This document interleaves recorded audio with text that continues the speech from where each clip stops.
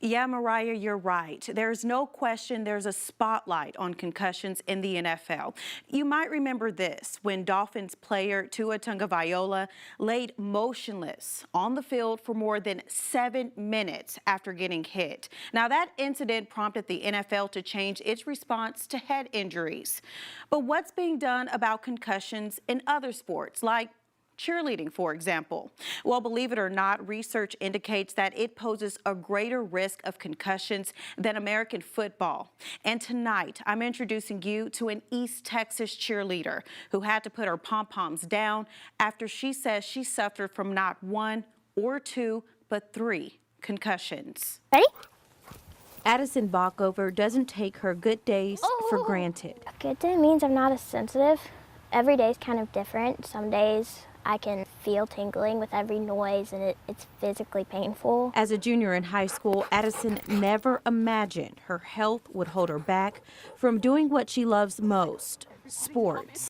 She was a softball player since she was 7. She's played on travel leagues, local leagues. She loved softball. My absolute dream was to play in college. She was a healthy kid. Brain was great. Addison's athletic ability and talent got her noticed by the cheer coach who tapped her to try out for the team. She was always making it exciting to be a cheerleader, and so when there were a few girls out, she came to me for that opportunity. Addison jumped at the opportunity. She tried out and she made the team. I really enjoyed it. It was one of my favorite things. I love pep rallies, love football games. But then things flipped. Addison's excitement was quickly sidelined. Probably took 10 stunts. A girl fell on me, hit my head. That was the first concussion. The second concussion, same exact thing happened. Same situation. And then the third we were doing a dance and for a pep rally, and we were told to kind of throw ourselves back on the ground, and I hit another girl's head. I blacked out for a few seconds. Addison says she suffered 3 concussions from cheerleading in a span of a year.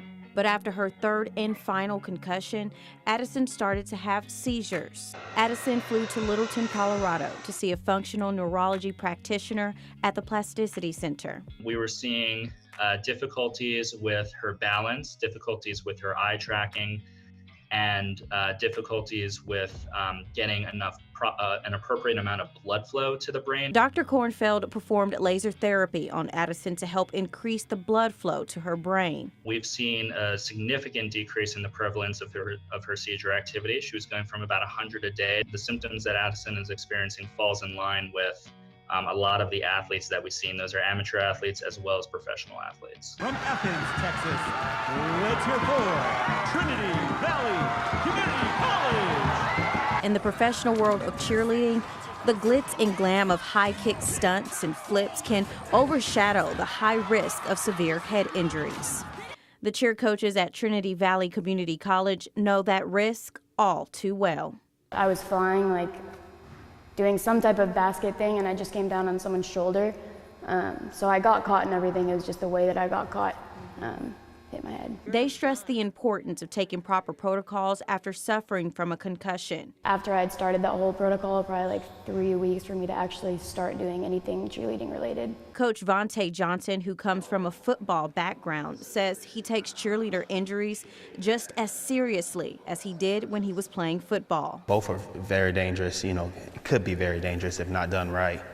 Both are demanding sports and accidents happen. The National Center for Catastrophic Sport Injury Research reports for both high school and college athletes, the number of female cheerleaders' direct catastrophic injuries was second only to football players. However, according to the Orthopedic Journal of Sports Medicine, concussions make up 96% of cheer injuries.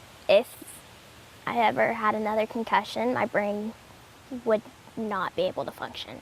It would be extremely dangerous for me to play. That's pretty much what the doctor told you? Yeah. Wow. So hearing him or her tell you those words, what was going through your head? I was heartbroken. I was angry that this happened to me, especially as young as I am. Addison was on the cheer squad at Bishop Gorman Catholic School when these injuries happened.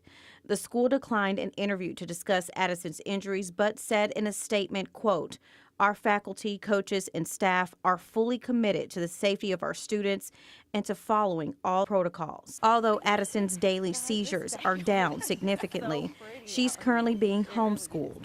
If I feel a tingling in my back or something, I have to watch out for that because that means a seizure is coming on. And these days, Addison is using her voice to rally for something important. It happens in all sports, all levels.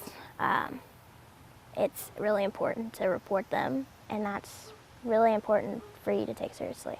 Well, Addison celebrated her 17th birthday this past Friday. Now, she undergoes treatment and still plans to attend LSU when she graduates high school.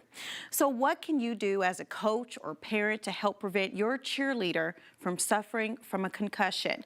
Well, TVCC's Coach Vontae says he teaches the acronym SAFE at his cheer camps. S is for safety, A is for actively engage, F is for four-corner spotting, and E is for execution. Now we have more concussion protocols and prevention tips over on our website, cbs19.tv.